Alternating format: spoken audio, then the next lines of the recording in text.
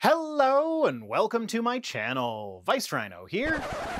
Disappointed that I'm not wearing a bow tie. Total bait and switch. We can't have that. Hello and welcome to my channel. Rhino here. Today, I'm looking at a sermon posted on the channel NW Creation Network that gives the case for God. It's a longer sermon with a lot of fluff, so I'm gonna try to cut a bunch of stuff out of that and just stick to the important bits. But y'all know I love a good tangent, so likely I won't be addressing the whole sermon in this video. Feel free to watch it for yourself to make sure I'm not unfairly decontextualizing anything, and as always, link to the original is in the description. Let's go!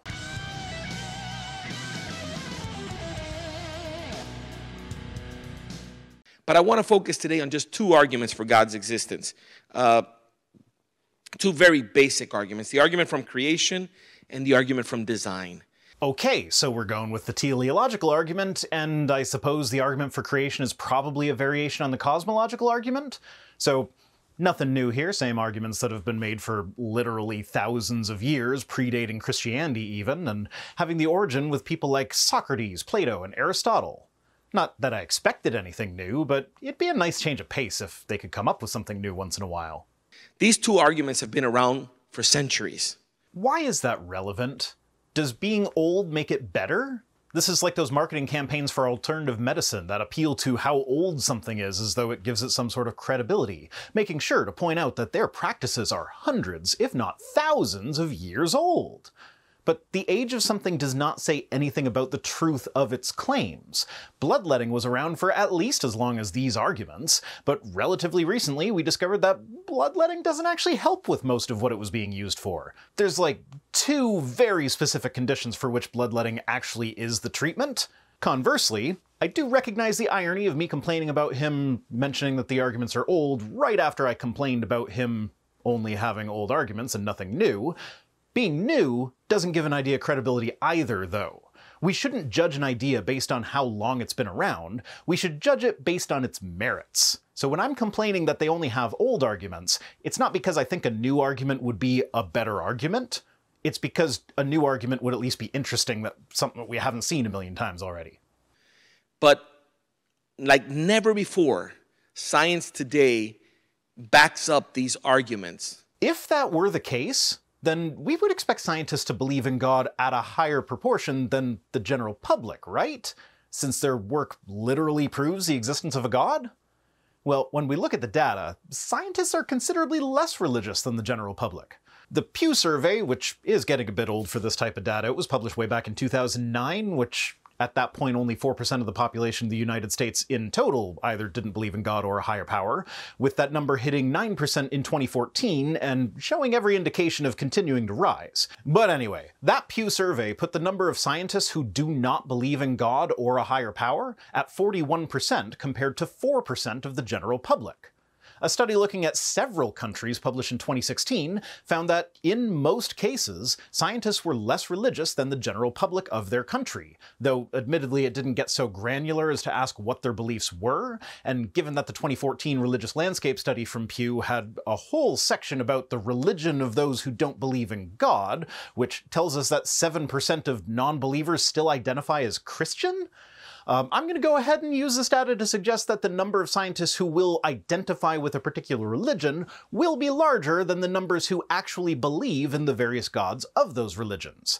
This is where the culturally religious thing comes in. People who don't actually believe in or practice their religion, but when you ask them what their religion is, they will tell you that they are Christian or Muslim or Hindu or whatever the religious tradition they were raised in is. Anyway, in all but two countries, Hong Kong and Taiwan, the general population is significantly more religious than the scientists. So, given that, generally speaking, scientists are less religious and less likely to believe in God than the general population, would it really be accurate to say that science provides evidence for a belief in God? Are the people who are providing this evidence just somehow completely missing it, and it takes the mind of a layperson to actually pick up on it? There's also the fact that even among believing scientists, they typically see science and religion as separate categories, answering different types of questions. In fact, there are some pretty prominent scientists who were both very religious and very much opposed to having their scientific work used as evidence for their religion. The devout Belgian priest Georges Lemaitre, for instance, convinced Pope Pius XII to avoid using the cosmological model that he developed as an apologetic argument for God. This model is known today as the Big Bang. It's pretty important. Also worth mentioning is that a bunch of Christian apologists at the time opposed the Big Bang because they saw it as a naturalistic way to escape the miracle that is God continually sustaining the universe that, by all appearances, if it existed forever, should be nothing but pure entropy by now. So, apologists at the time hated the Big Bang. It did not prove creation to them. Extremely strong. Let's start with the argument from creation. Okay, the argument basically starts by saying whatever begins to exist has a cause. By the way, both premises are super common sense. Perhaps, but common sense is a super terrible way to engage in the process of science. Common sense is quite frequently wrong about its conclusions, or even when it's correct about its conclusions, it's wrong about the steps it took to get there. My favorite example is the feather and bowling ball video from when Brian Cox visited the vacuum chamber at NASA's Space Power Facility in Ohio. Because I've spent my whole life surrounded by this air stuff, I'm used to seeing things behave as though there is air. So to watch a bowling ball and a feather drop with the same rate of acceleration just breaks my brain a little bit. It goes against my intuitions. It doesn't fit with common sense. Common sense tells us that heavier things accelerate faster, because in our lived experiences, heavier things tend to cut through air resistance better than light things, so the bowling ball just drops while the feather gently floats.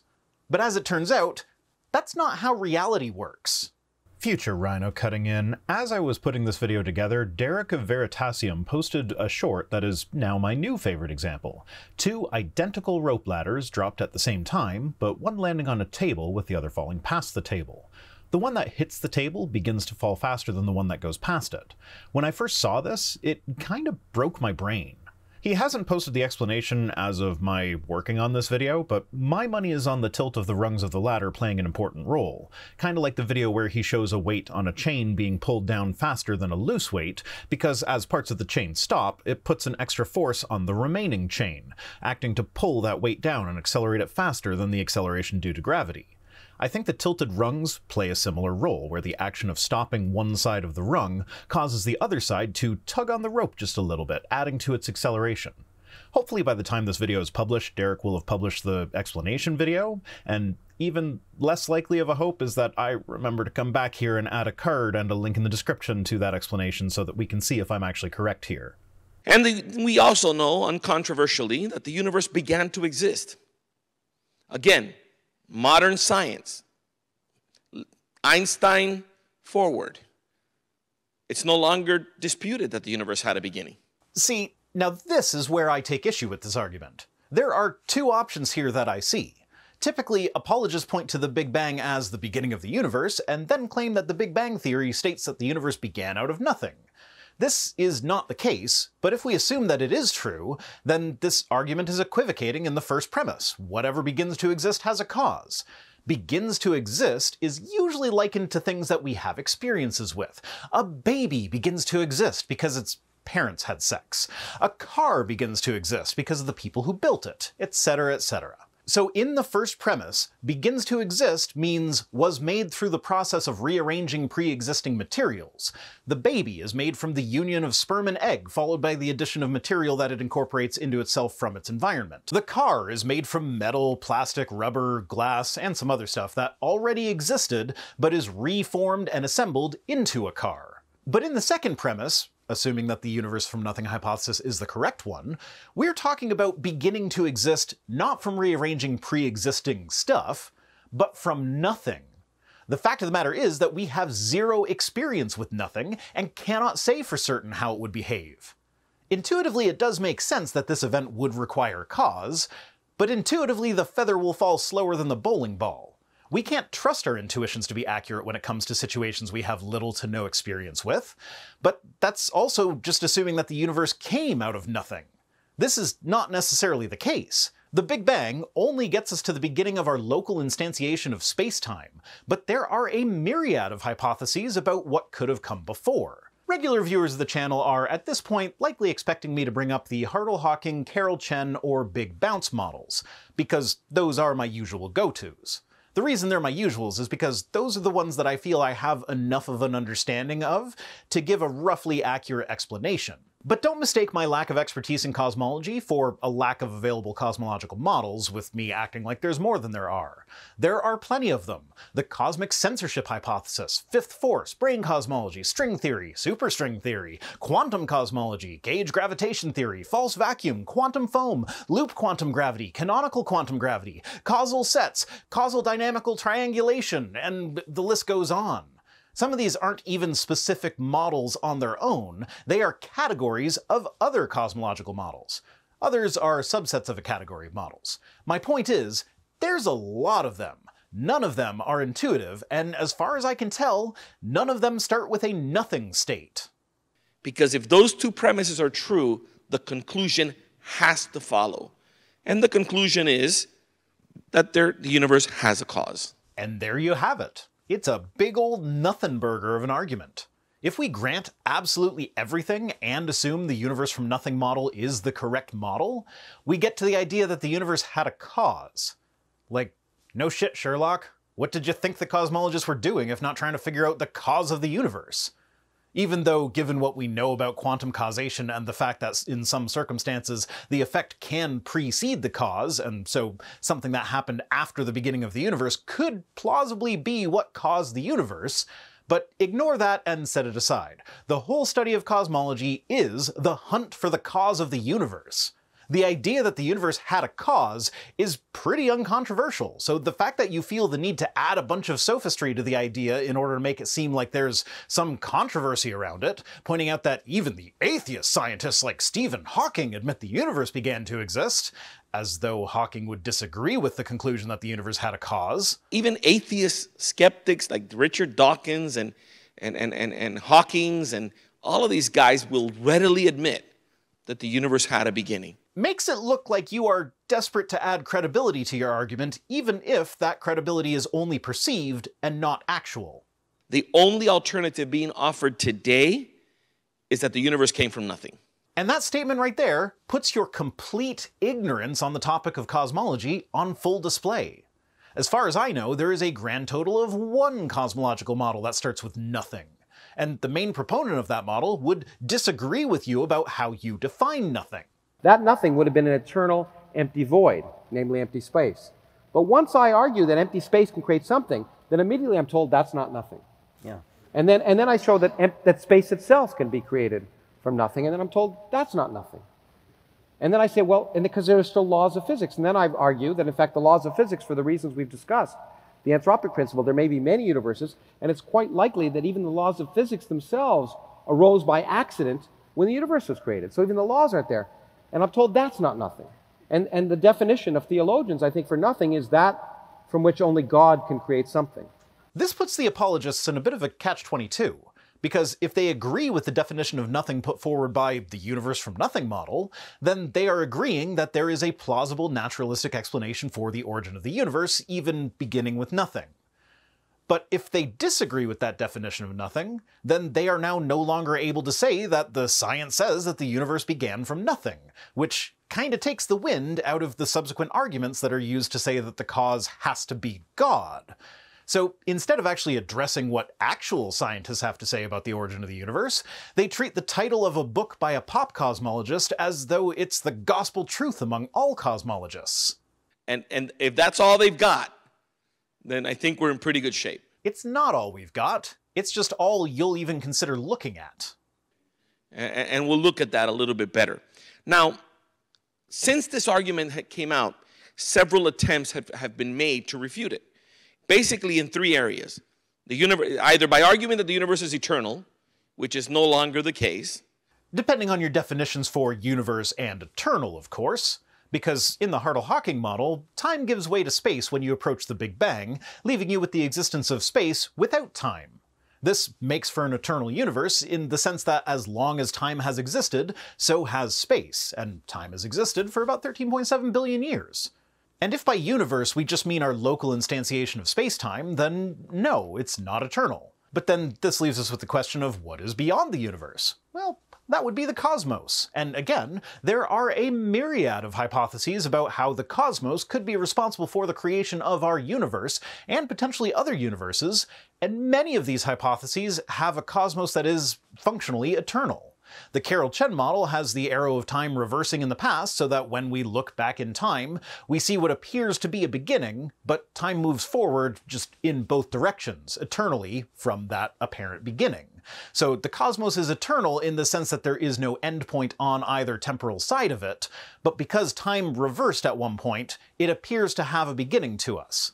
Or there's the Big Bounce cosmology, which has our universe going through a cycle of Big Bangs, followed by the eventual contraction of the universe back into a singularity, with each iteration of the universe being slightly different from the last. And these are just 3 of many hypotheses which posit some form of eternity, while still accounting for a beginning for our universe.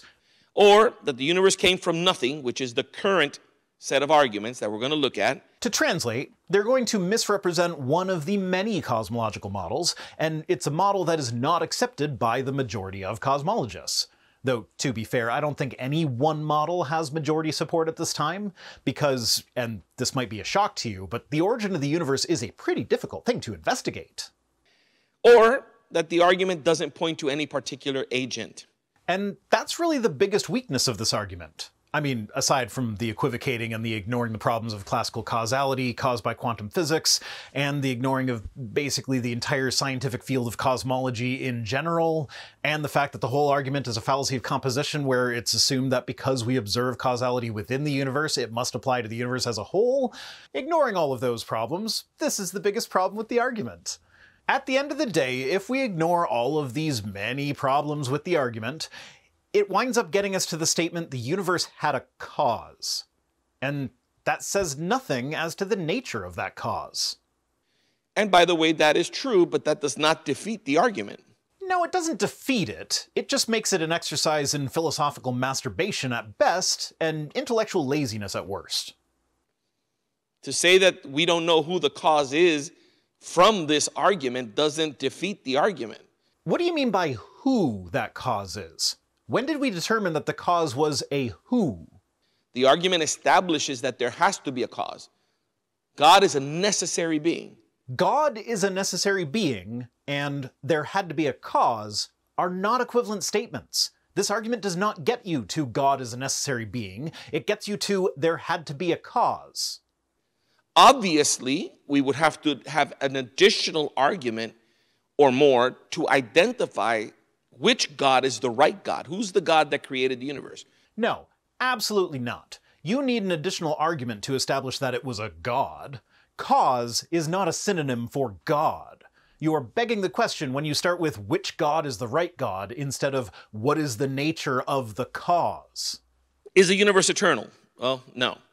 This view was called for many years the steady state theory, probably still called that even though nobody believes it. And the steady state model was the idea that the apologists of the time preferred over the Big Bang, because in order for it to be true when compared with our observations of the universe, there would need to be a constant source of new hydrogen that the universe could draw on as the universe continued to expand indefinitely. Otherwise, stars would eventually stop forming, and if the universe was infinitely old, all the stars would be dead by now if there wasn't a constant source of new hydrogen.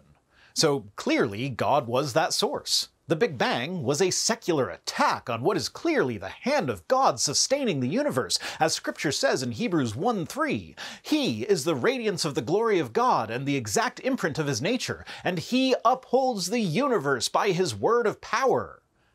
Sorry, you were about to say how this view of the universe doesn't fit with the Bible or with our observations or something? Side note, the speaker here, Juan Valdes, is affiliated with Carl Kirby's ministry Reasons for Hope. If you're not familiar with them, I can pretty much guarantee that you've at least heard his voice, well, Carl Kirby's voice, that is. Yeah, I mean, that's if you follow young Earth creationist stuff. He's the narrator of the Answers in Genesis series Check This Out. Anyway, my point is that Juan here is a young Earth creationist, meaning that even if he accepts the Big Bang in the God said let there be light and it went bang sort of way, he still denies pretty much all of the science that is associated with the Big Bang. So using cosmology to say that the universe had a beginning flies directly in the face of his worldview as the science that gets us to the beginning of the universe, also gets us to that beginning being 13.7 billion years in the past. So if you want to believe that God was the cause of the universe, that's fine. But don't act like you accept any of the science that you're pretending to use to get there. Basically, the universe is constantly producing hydrogen atoms from nothing. Yeah, with God upholding the universe by his word of power. It's all very biblical. It's also not very scientific. The consensus of scientists studying the origin of the universe today is that it began to exist in the finite past at some point. The consensus of scientists studying the origin of the universe today also agrees that this beginning was 13.7 billion years ago. Why do you accept what they say when they say it was finite, but deny it when they say it was billions of years ago? And it's mind-boggling to see the confession, to hear the confessions of these atheistic scientists when they tell you that time, space, matter, and energy all began to exist at the same point in the finite past. Well, I've never heard any of them phrase it that way, but also you were claiming earlier that science supports the existence of a god now more than ever. So why are the majority of scientists who study the exact field of science that you claim supports the existence of a god people who don't believe in God? And actually, I don't know that. I couldn't find a breakdown that was granular enough to get to the proportion of cosmologists who believe in God or not. But according to Sean Carroll, of the Carroll-Chen model, cosmologists don't discuss the potential role that God could have played in the origin of the universe because that's not where the evidence points.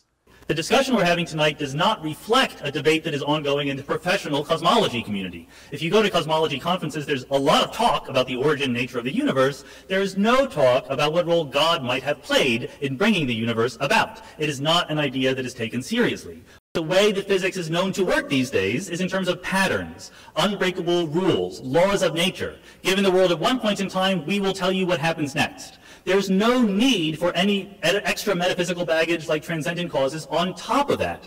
The question you should be asking is, what is the best model of the universe that science can come up with? By a model, I mean a formal mathematical system that purports to match on to what we observe. So if you want to know whether something is possible in cosmology or physics, you ask, can I build a model? Can I build a model where the universe had a beginning but did not have a cause? The answer is yes, it's been done. 30 years ago, very famously, Stephen Hawking and Jim Hartle presented the no-boundary quantum cosmology model. He then goes on to explain exactly why the God hypothesis is not part of the study of cosmology. Like, for example, cosmological models try to answer very specific questions and make very specific predictions. What's the curvature of space-time? What is the amplitude density of perturbations? What is the solution to the monopole problem? What causes matter-antimatter asymmetry? And so on. The God hypothesis answers these questions by saying, I don't know, God did it. Cosmological models answer these questions with things like differential equations, running through the numbers and examining the consequences of changing aspects of the model. When the God hypothesis starts taking questions like that seriously, then maybe cosmologists will take it seriously. Until then, a God is neither indicated nor required. The main evidence for the universe having a beginning is the second law of thermodynamics, which says that the universe is running out of usable energy. Nope, that is not the main evidence, though as a young Earth creationist, I do understand why you went with that instead of the actual evidence, like the expansion of space, the existence of the cosmic microwave background radiation, or any of the myriad other bits of evidence for the Big Bang. Because what ultimately caused the steady-state model to fall out of favor among cosmologists was the final confirmation of the Big Bang, which culminated in the discovery of the existence of the cosmic microwave background radiation in 1964, more than 120 years after the formulation of the laws of thermodynamics. And actually, I say final confirmation of the Big Bang as if we didn't just confirm the Big Bang again when we discovered gravity waves not too long ago, so yeah, it's still going. Now, anyway, back to thermodynamics. Are you telling me that for those 120 years, cosmologists just didn't even consider thermodynamics in their models? Because that's just laughable. The answer for them came from the idea that the universe is not a closed system, since the second law only applies to closed systems. And even today, there is still some question as to whether the universe even is a closed system, with a brief perusal of physics forums leading me to believe that the universe is generally considered to be a closed system, but with many cautions about attempting to apply thermodynamics as we understand them from lab experiments at a scale as large as the universe. Anyway, thermodynamics is a whole rabbit trail all on its own, but the misunderstanding or misapplication of thermodynamics is kind of a requirement for young Earth creationists. There's also a reason for the universe having a beginning that's much older than all of these modern, than Einstein and all these modern discoveries, and it's a philosophical reason why there has to be a cause. Well, now we're just getting circular. This whole argument is that the universe had a beginning, therefore there must have been a cause. You can't then turn around and then use that to say, aha, since we've determined that the universe had a cause, then it must have had a beginning. Okay, that's not entirely fair of me, that's not quite how it goes, but he is choosing to present this in a very strange way. I'm just going to skip this argument. It's basically the idea that it's impossible to pass through an infinite series of moments, therefore the number of moments must be finite. There are problems with this, but it gets into a philosophical discussion on the nature of infinity, and I'm just not even interested in that. And on top of that, it's irrelevant anyway. But I do just want to point out that this guy believes in an afterlife that is eternal, and so he will have an infinite series of moments in that afterlife. If that's a philosophical impossibility, then that means that the afterlife he believes in is philosophically impossible. So the philosophical argument for the beginning of the universe necessarily negates his idea of the afterlife. It also means that God would have had to have a beginning, which, if we then go back to the cosmological argument, means that God had to have a cause. So by using this appeal to infinity, he kind of ruins the cosmological argument. Now, did the universe come from nothing? That's the second objection. Now, that is such a ludicrous claim. That is so out there that I remember one time I spoke about this, and one of the students at a high school said, nobody believes that. You're making that up. It doesn't bode well for the rest of your argument if you have to start with one of those, one time at a talk I gave, this dramatic thing totally happened stories. Hell, even if this is a true story, I wouldn't base whether or not I accept a scientific idea on the level of incredulity of a high school student. I'm gonna show you a couple of guys telling you this. First, Professor Peter Atkins. Yep, the noted chemist Peter Atkins. Intelligent, respected scientist, to be sure, but when talking about cosmology, why not get a cosmologist talking about it? Surely, if this is the only model being proposed that doesn't involve a god, you could find at least one cosmologist to say it that way, right? Well, you said there's more than just this one, so maybe you do later. Anyway, let's hear what Dr. Atkins says. And it may be that our universe happens to be that happy chance of nothing transforming itself into what seems to be something that seems to persist. Wow, I was actually expecting worse than that. That was all very hedgy. Normally when he talks about the nothing at the beginning of the universe, he talks about it as though it's a well-established scientific fact. Though he does frequently talk about the speculative nature of the origin of the universe, so it's still not very good. Next up, he does indeed get an actual cosmologist, and not one that I would have expected either. He gets Alexander Vilenkin of the Borguth-Vilenkin theorem that low-bar Bill Craig loves so much. Far from raising the bar or the epistemic standard that Christianity must meet to be believed, I lower it. Oh, sorry, wrong button. I meant to go back to the video. My bad. Of course, if you ask, is there evidence that the universe began by this spontaneous nucleation out of nothing, I don't think we can produce any evidence for that. Oh, okay. I thought you were giving examples of people who believe the universe came from nothing, not just a statement from a cosmologist that there isn't physical evidence for that. Now, yeah, I know there's no evidence for that. All we can do at the moment when it comes to investigating the pre-Big Bang universe is mathematical modeling, which is a powerful tool, to be sure. But the problem is actually that there are too many options, not that we haven't got the slightest clue. See, the thing about modeling is that you do the math and then look at the world in the present to see how well it matches with the predictions made by your mathematical modeling. The problem is that we have many different mathematical models that make excellent predictions about how the universe developed that match with the present universe.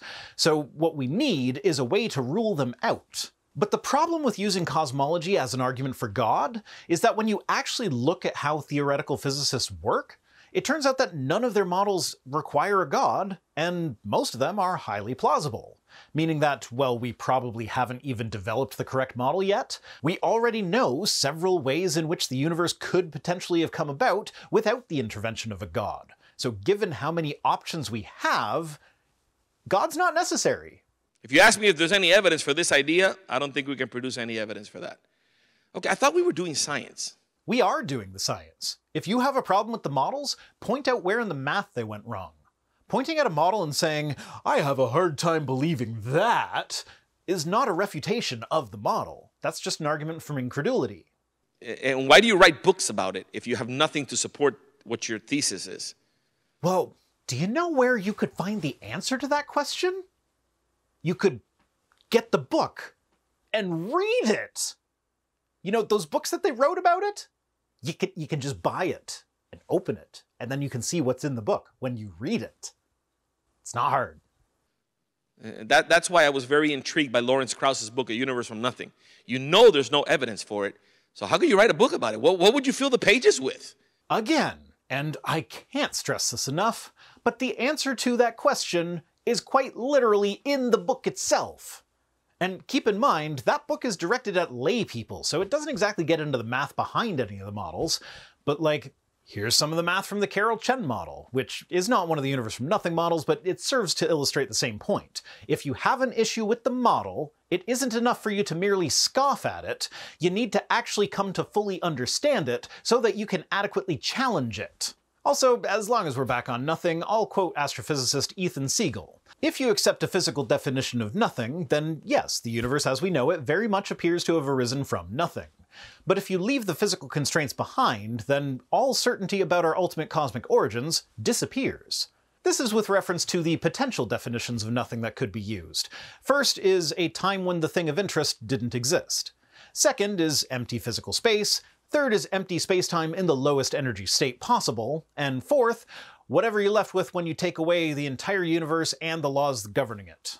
The first two definitions are the ones that cosmologists typically mean when they say nothing. The third just doesn't work for cosmology, and the fourth doesn't have well-defined parameters, so it's impossible to construct a model using it. Unfortunately, apologists pretty much universally use the fourth definition, all while scoffing at the idea that empty space governed by the laws of physics could possibly count as nothing, and then turn around and ridicule cosmologists who say that the universe could arise out of the empty space governed by the laws of physics definition of nothing. Darwin himself said, the impossibility of conceiving that the grand and wondrous universe arose through chance seems to me the chief argument for the existence of God. Yeah, okay, first off, who fucking cares what Charles Darwin's opinion on his cosmology was, given that he died before cosmology ever really became a science in the first place? But setting that aside, let's read the rest of that letter. The impossibility of conceiving that this grand and wondrous universe arose through chance seems to me the chief argument for the existence of God. But whether this is an argument of real value, I have never been able to decide. I am aware that if we admit a first cause, the mind still craves to know whence it came and how it arose. Nor can I overlook the difficulty from the immense amount of suffering through the world.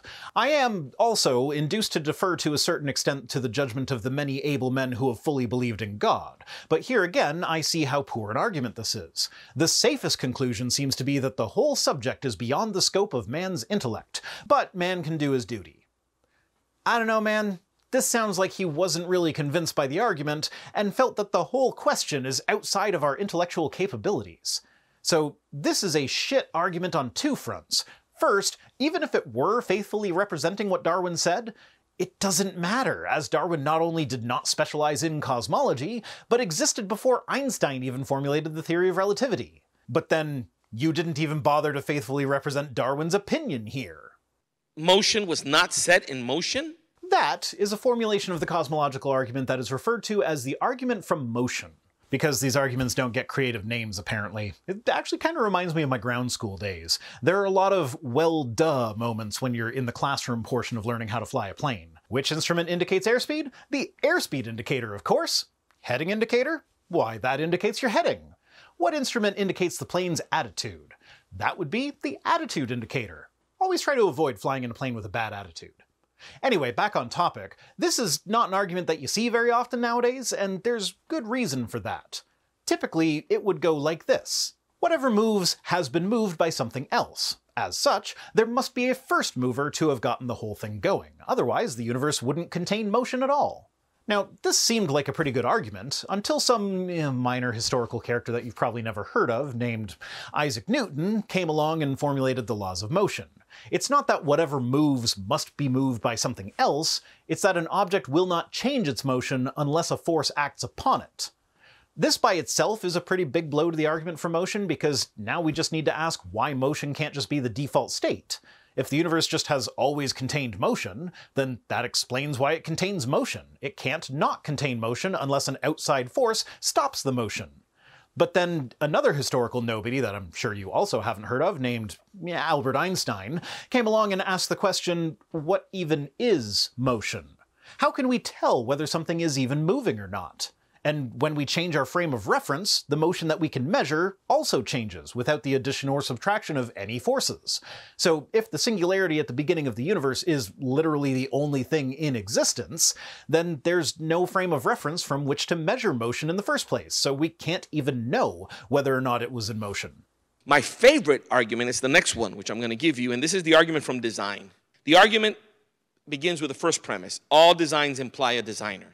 That's a bit of a tautology, is it not? Yes, a design implies that that design was designed. The problem here is that in order for the argument to work, we're inevitably going to be told that nature is a design, but without ever articulating how we tell the difference between something that actually is designed and something that only appears to be designed. Because the appearance of design is something that can happen without there being an actual design. A common example of something that appears to be designed but is natural in origin is a snowflake. Snowflakes have highly symmetric and intricate patterns, which can make them appear to be the result of intelligent design. However, the formulation of snowflakes is a purely natural process. Snowflakes form when water vapor freezes onto a nucleus, such as a dust particle in the atmosphere. As the snowflake falls, it continues to grow, and its shape is determined by the temperature and humidity of the air through which it falls. The six-fold symmetry of the snowflake is a result of the six-fold symmetry of the ice crystal lattice. So although snowflakes have a very complex and beautiful appearance, they can be explained by purely natural processes without the need to invoke an intelligent designer. And as another example of something that appears to be designed but was not, that whole bit about the snowflake was written entirely by ChatGPT, which doesn't really count as intelligent design. Its responses are not the result of conscious thought or intention the way that a human's responses would be. It's a machine that processes information and generates output based on algorithms and patterns in the data that it was trained on. And yeah, that was actually another response written by ChatGPT, which I only made minor alterations to in order to make it actually fit the context of this video. Yes, ChatGPT was itself intelligently designed, but because it works algorithmically, its output is not intelligently designed. We see patterns in nature all the time that follow algorithms, like the murmurations of starlings, or the spiral of seeds in a sunflower, or schools of fish, or even how your immune system works. I wrote that one myself. I'm sure ChatGPT will be fun for examples like this, but I've already caught it making factual errors in just my first time fiddling with it, so I'm not going to have a chatbot write my scripts for me quite yet. I did have it write a sort of political satire thing that could be sung to the tune of Twinkle Twinkle Little Star, though. I won't make you suffer through me singing on that one here, but if you go to my TikTok page, you can watch it there if you want. It wrote too many verses to fit into the 60-second time limit for YouTube short, so unfortunately you do have to go to TikTok if you want to see that, but anyway, that doesn't matter. Back to the video! The universe has a great design. Does it, though? Great for what? Design implies purpose. What is the purpose of the universe? Now, most apologists seem to be of the opinion that the universe was made specifically for humanity, but if that's the case, then the design sucks, as significantly more than 99.9% of all the universe is completely inhospitable to humans, with at least 75% of the planet that we were made to dominate also being completely inhospitable to us. So if being a home for humans was the purpose of the universe, it's very poorly designed. Okay, but the Bible does say that the heavens declare the glory of God, so the purpose of the universe is for God to show off. This, I will admit, is a better line of argumentation than saying the universe was designed for people, because at least I can agree that the universe is impressive. But everything we've found in it so far can be explained in terms of the laws of nature. Nothing in the universe appears to need any miraculous intervention in order to work. So if God was looking to show off, why would he make a bunch of stuff that, by all appearances, would work the same without him there? Would it not be much more impressive if there was a similarly scaled and impressive universe, but where everything we observe would require miraculous intervention in order to sustain? Or in a way where we could potentially have hope of actually exploring more than just our tiny little corner of the universe? How many really cool planets are out there that we will never even find, much less explore? Are we supposed to be impressed with God at the fact that he made a bunch of shit that we'd love to see, but made it completely inaccessible to us? Nope. Ultimately, there is no obvious purpose to the universe, which implies that it lacks a design. Anything you look at in the natural world screams design. And that's actually a problem for this argument. Because ultimately, when you look into exactly how we determine whether or not something was designed, it comes down to previous experience. We know the watch is designed because in our experience, that's the only way they come into existence. But for the watchmaker argument to work, we need a point of comparison. The watch is designed, this rock is not. But then when you go and say that everything in nature screams design, well, if that's true, then how come it's the watchmaker argument and not the rock argument? You're walking along a beach and you see a rock. You recognize the intricate crystalline structure of the rock. You see that it's been smoothed out perfectly for skipping on the water. You see that it's visually appealing. Clearly, this is designed. Well, no. We understand the processes that give it this intricate crystalline structure, and we see that happening in nature without apparent guidance. We know that erosion smooths out rocks without guidance. And beauty is entirely subjective, so the fact that it's visually appealing to us is a characteristic of us, not of the rock. And that's why we can compare the designed watch to the undesigned rock in order to determine that the rock is, in fact, undesigned. We understand the natural processes that result in rocks. We do not know of any natural processes that result in watches, but we do see humans making watches. Saying that everything appears to be designed means that we can no longer make this comparison, at least not in a meaningful way. Everything that we look at. And when you're talking about biological life, bios, DNA, forget it. It's the end of the conversation. Design is there, and it's undeniable. Quite the contrary, it is entirely deniable. Our DNA is a mess of inefficiencies that any designer would be ashamed of. Like, at least 90% of the human genome has no function. None. Not a slight function, not a regulatory function, no function at all. And we know this because of the human mutation rate. There are about 75 to 150 mutations per generation. But given the reproductive rate of humans, there is a limit to how many of these mutations can be even slightly deleterious and still allow for natural selection to weed out the harmful mutations well enough to allow the species to continue to exist. For humans, that number is approximately 1. One mutation out of 75 to 150 can have a negative impact. Any more than that, and we'd die out in just a handful of generations. In order for these numbers to work out, at most, 10% of our genomes can have some sort of function. 90% of it has to be completely useless junk in order for the mutations to only affect the useless stuff, not the stuff that actually does anything.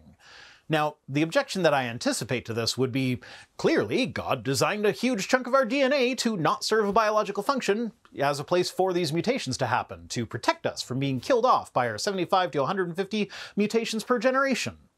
To which I would say, could God not have designed a more accurate method of copying DNA that wouldn't result in that many mutations? That's what we would expect from design, as little complexity as is required to get the job done. Also, if I recall correctly, the creationist idea of natural selection is that all the variation that an organism could potentially have was built into the original created genomes of those animals. Which then leaves us wondering why mutations are necessary in the first place if all the potential variation was already there. Was God incapable of designing DNA that could replicate perfectly? Of course, the excuse for this is the fall. When something in nature superficially looks like it might have been designed, that's because God designed it, obviously. But when something in nature very clearly shows that it was not designed, or that if it was very poorly designed, that's because of the fall. If this argument actually got us to a God, it wouldn't need the built-in escape hatch of the fall. So what is the conclusion that follows? This is another deductive argument, which means that if the premises are true, the conclusion has to follow. Yeah, but the premises aren't true. Also, just being a deductive argument does not make it a valid argument. A valid argument is what you were describing, an argument where if all the premises are true, then the conclusion must be true. A sound argument is an argument where it is both valid and the premises are in fact true. So it's actually very easy to construct a valid argument that is very obviously not sound. So, for example, premise 1, all birds are mammals. Premise 2, geese are birds. Conclusion, geese are mammals. This is a valid argument. If all the premises are true, then the conclusion must be true. But it's not a sound argument because the first premise is just false. So I guess go ahead and continue patting yourself on the back for having one of the easiest types of argument to construct, but which doesn't actually say anything about the truth of the conclusion all on its own. So if we know for a fact that all designs imply a designer, and we know for a fact that the universe has a great design, then guess what? The universe has a great designer. Well, aside from the fact that premise 2 in this argument is ambiguous at best and just flat out false at worst, you're also sneaking extra adjectives in here. A great design does not need to originate with a great designer. It is possible for a mediocre designer to stumble upon making a great design once in a while, and this does happen.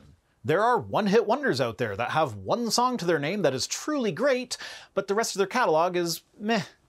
So even if the universe had a great design, that still doesn't automatically mean that the designer was great. It could be that God is a one-hit wonder and the universe is his hit. And actually, I wouldn't even go that far, because the universe doesn't look all that well designed, so if God is a one-hit wonder, it's a different universe somewhere else, it's not ours. Once again, somebody may say, yeah, but you're not telling me who it is. Okay, but we can't talk about his name while you're telling me he doesn't exist. I mean, sure, but the thing is, the arguments that get you from a nebulous designer concept to the modern Christian interpretation of the God of the Bible are worse than these arguments are. So sometimes I am willing to hypothetically grant the existence of a designer for the sake of showing the problem with the next step in the arguments. Unfortunately, it just doesn't happen very often. Most apologists simply do what this guy is doing. Point out that there are other arguments that get you to Christianity, but don't actually say what those arguments are, in an apparent hope that people will just kind of feel like they exist and are good and then forget about them and never look into them. William Lane Craig at least makes the attempt to do this, but he carries a lot of unjustified assumptions into those arguments. And given the fact that when it came to the evidence he needed personally to believe in Christianity, he lowered the bar despite the fact that a God that exists should be perfectly capable of surpassing the highest of bars, I'm not terribly impressed with his arguments. Now, I'm basically done with this video. He just spends the rest of his time giving examples of things that he thinks looks like they were designed, but I do just want to skip ahead to one more spot in his sermon. And you're acknowledging that there's design and that the designer is more intelligent than any human being on the planet, that it's an intelligence at another level. What do you do with that? Well, if you keep watching the TED Talk, it's aliens that did it.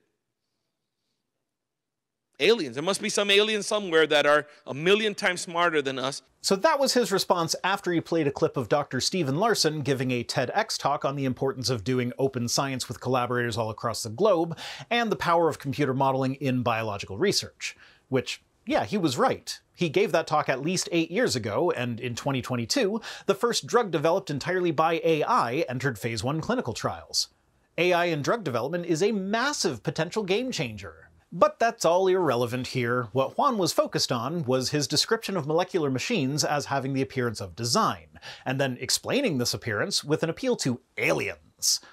But while he did play the clip of him talking about the appearance of design, and quite a lengthy clip at that, he didn't continue the clip on for just the handful of seconds that would have been required to hear him attribute the design to aliens. So let's watch it for ourselves and see if we can figure out why he might have skipped it. I mean, the more that I search for principles beyond the ones we've already learned, the more I'm overwhelmed with the feeling that this stuff was built by aliens. Okay, not literally. I don't literally mean that I think little green men and women came down from the earth and seeded life here like 1 billion years ago. I wonder why he didn't play that clip. I mean, hell, it would have been easy to just leave off the end part where he clarified that it's not actually what he believes, that was a joke, but his initial statement had very much a not serious tone. So, Juan, why are you lying about what this guy believes in order to make your point? Like, this isn't just a whoops, I accidentally repeated something that someone else took out of context thing. This is you actually watching the video, taking clips from that video for your own presentation, and then saying that you did watch the rest of the video, and then lying about what he said in the video. You had to have seen him say, no, that was a joke, I don't think aliens did it. Yes, he does refer to it as alien technology throughout the rest of the talk, but given that he established that as a joke, and that he said that this appearance of design actually comes about through evolution, I don't think that excuses presenting this as though he actually believes that. So Juan Valdes goes on my very short list of creationists that I'm comfortable actually calling liars. What's more interesting than that, though, because extra read all about it, a creationist is a liar. Ooh, that's a surprise. But what's more interesting is that in an earlier part of this sermon that I skipped, I almost left it in so that I could give him credit for his honesty. He went out of his way to point out that Einstein's quote about God playing dice with the universe was not reflective of Einstein's belief in an interventionalist God, even going so far as to specifically mention that Einstein believed in Spinoza's God. A lot of times people use Einstein quotes to support God's existence on the internet. Please don't. Einstein did not believe in God, the creator that you and I believe in. His idea of God was more like God of Spinoza. Now, after seeing him blatantly misrepresent two other quotes, both of which he cut off immediately before they went on to say the exact opposite of what he claimed they said, this looks more like a tactic to get people to trust him so that they don't feel the need to check up on those other quotes for themselves. After all, if he would be honest about Einstein's beliefs and ask people not to misrepresent them, then surely he wouldn't engage in such misrepresentation himself, right? No, that's not right. That's wrong. He's a liar. That's it for this one. Today's comment of the day comes to us from Ben Lamoureux, who says, the people who published that Tal el-Hammam thing admitted that they falsified the evidence, and the group in general has always been a laughingstock. I'm a little surprised you seem to treat them as an actual scientific source when they're a Bible-based group. Yeah, that's my bad. This was with reference to the video a couple weeks ago where he claimed that the sites of the biblical Sodom and Gomorrah had been found, and then my bringing up a potential airburst over a city called Tal el-Hammam as a better candidate than those ones. This is a good example of why you can't just look at one study published in a reputable journal and then claim that their results are conclusive. You need to look at the whole body of research. For that particular video, I had to read through a lot of material. My source list on that one is ridiculous. So unfortunately, I must have gotten a bit sloppy. I saw a paper published in Nature that was positing an airburst that destroyed a city with fire from above in about the right time and place for the event to have been the basis for the Sodom and Gomorrah story. So I didn't look much into it, and I missed that at the top of the paper, where I should have seen it very easily, there are links to counterpapers that point out that there isn't actually any evidence for an airburst there, and another link that says the paper has been corrected, and when you read the correction, the authors admitted to having manipulated their images to remove what they claim is irrelevant information, and so they provided originals of those images. And it's basically every image in the paper.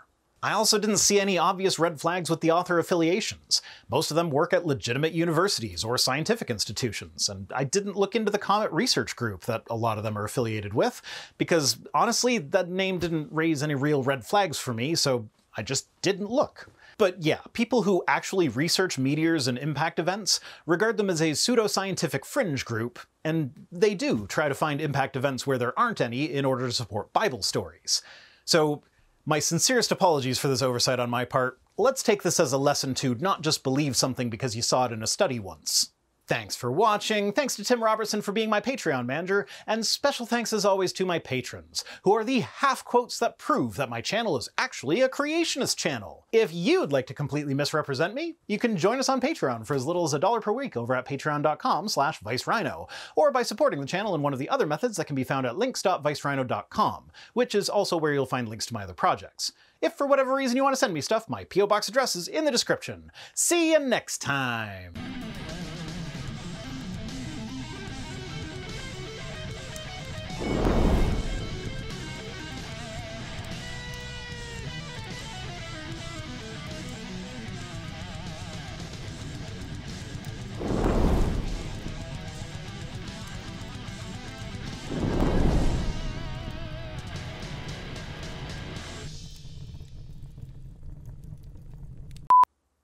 Fuck!